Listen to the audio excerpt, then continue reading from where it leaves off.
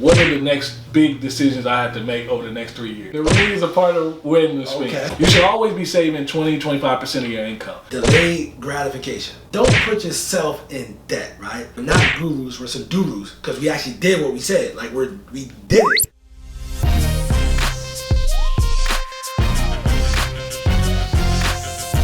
I'm not a guru, I'm a duru because I actually do this business. Hey guys, I'm Nasser, aka the Real Estate Doru. I'm not a guru, I'm a duru because I actually do this business. I'm back with my man, Jonathan Thomas. Alright, so look, at my age group, I'm in my 30s, people, get married, they create a family, etc. Depending on your mindset and your money, two different things, some people I know they're having these $30, $40, $50, $60,000 weddings. Yeah. Okay?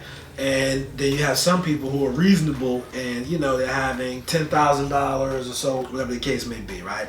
Me, I don't have a potential mate yet, but me personally, I'd rather we go down to the courthouse, take a dope honeymoon, then we go live life because I want to focus on can we stay married? The marriage, yeah. I don't want to focus on marriage, you know what I'm saying? Like, I don't want to focus on the other stuff, right? Entertain everybody else. Absolutely. So, as an entrepreneur, right, you're the financial expert, Jonathan. That's why I'm bringing this to you. Because you're the financial expert. You worked in the financial sector. You have your own business, helping people and giving back.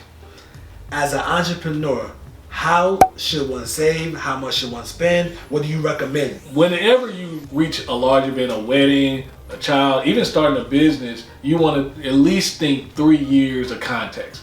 If you start getting to 5 years, it can kind of get jumbled and everything can be so long. But how you want to save is you want to look at, okay, what are the next big decisions I have to make over the next 3 years? So if I'm an entrepreneur, which I am, but at the time when I got married, I was just working 9 to 5. We looked at, did propose to get married, I paid for the ring cash. That's a part of the wedding expense, so don't forget, what I mean? Okay, wait. The ring is a part of the wedding expense. The ring is a part of wedding expense. Okay. So right. How can I get a great classy ring? And when I talk about classy, meaning I bought a ring, but the value of the ring I got when I bought it, I got $5,000 in equity on the ring once it got appraised. Okay. So one just secret way of doing that is, number one, buy your ring out of state. If they send it to you, you don't have to pay taxes. So sales tax on it. So when you think about you're paying 3 months of salary for, saying a ring, or you might be paying $10,000 or whatever you're paying, you're not paying sales tax, and they sending that 2 days to you. That's some money you didn't save. That's a lot of money you didn't save. So that's number one. Then as a guy, when you think, a lot of guys think only about the ring, that, hey, I'm gonna ask, but most people get married within about, the standard practice is 18 months. So you didn't just out it $12,000 for a ring, and you didn't ask, and you all excited, and then the girl come back after yes, so it might be Monday, Tuesday, she asks you, all right, so let's set a date. So you looking like, okay, well, let's set a date. Average wedding is 30 grand. Now, recent events have kind of slowed a little bit of that down, but we're getting to the point where that's going to be right back up. So average wedding is 30 grand. So number one, you want to save money anyway. So you should always be saving 20-25% of your income through liquid savings and also investing.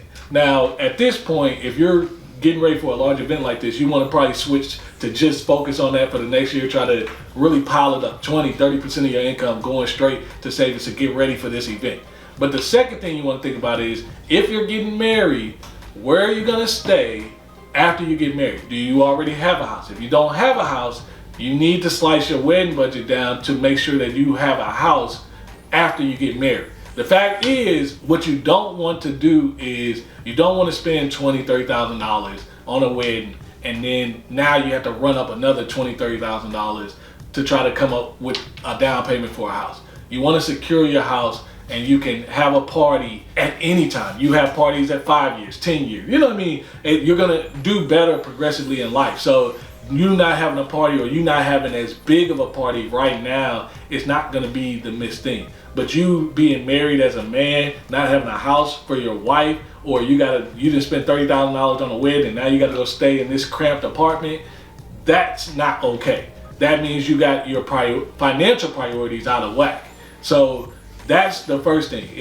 When we got married, we already had a house, so I didn't mind spending the money. My thing is, if I didn't have a house, that wedding budget would have been sliced and we would have been in the process of buying a house then. The second thing is, from a financial aspect, when you decide to get married and you don't have a house, what you're about to do is you're about to compound a lot of large life events. So what occurs is, this is why you have to save so aggressively. You got your wedding, you bought a house, then the average person, they want to furnish every single room in the house. Your furniture is no longer good. Your microwave is no longer good. She's gonna wanna buy, or you're gonna wanna buy new TVs or whatever. You have to set aside money. And honestly, I wouldn't even go about furnishing the whole house. I would make that a year progressive thing where you're getting pick a room each season of the year. But just don't pile it up at once, because what it'll do is, if you don't have the money and you try to do it, that means you're about to have about $20,000, $30,000 worth of debt. If you have $20,000 worth of debt and you're 35, 30, whatever the case may be, you're about to stunt your financial growth a lot in the matter of maybe a couple months, just by 2 decisions. So the whole point of this is, you want to get things in place, especially with this person coming in, because hopefully they're working too. That's an extra income. You want to slow things down a little bit as far as the wedding and to the house. And then you want to think about, over the next 3 years, okay, if this is the house we're going to do, if you're watching this channel, I know you're probably an investor. So then you want to think about, do I want to spend a ridiculous amount of money on my first house? Because the average person moves 7 times in a lifetime. So do I want to spend a ridiculous amount of money on my house? Or do I want to take a little bit of today, meaning I'm going to buy a less house that I can afford, but what buying less house allows me to also have the money to go buy a rental property as well, and start generating some cash flow from entrepreneurial standpoint. So slow it down. You want to look at about 20-30% of your income, so you can go hard. Pick your house based off what 3 decisions you're going to make.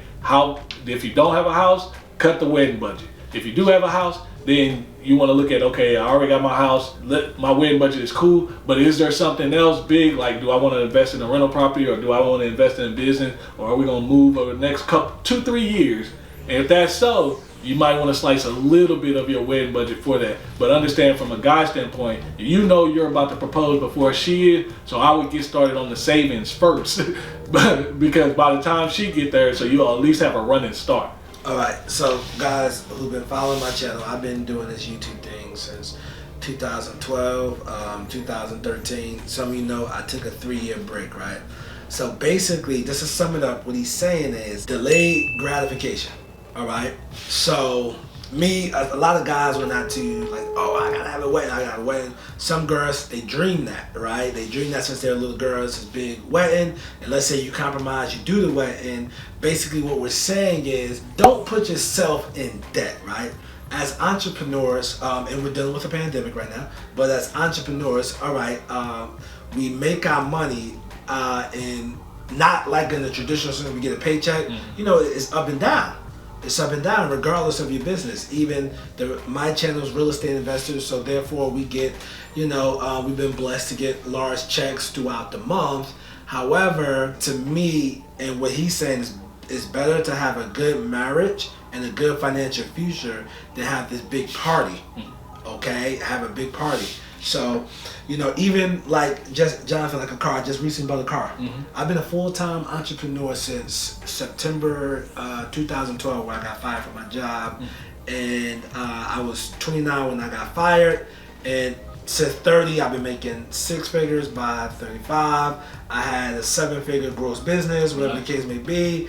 But I literally just bought a luxury car this year. Like, I delayed it. Because, it wasn't a priority. Yeah. It was never a priority. Yeah. So especially now with remote work, like, how often are you actually driving your car? And that's funny, because I'm in that same transition. We're looking at buying a house, buying another house. Our house will become a rental.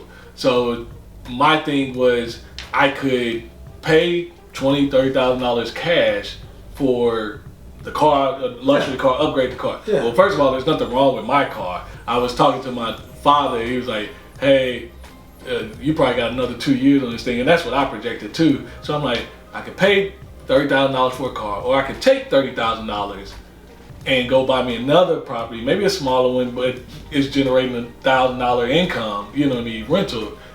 But by the time that 2 years come up, I'll have that money right back. So in this case, I have the car plus the income, not just the car.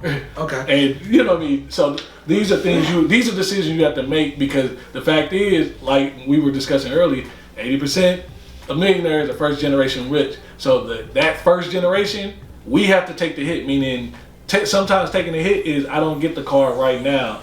Doesn't really matter. Change the mindset and open yourself to other options, because the fact is, you'll get the car, but you'll get the car in a better situation where you can buy it 1, 2, 3 times over.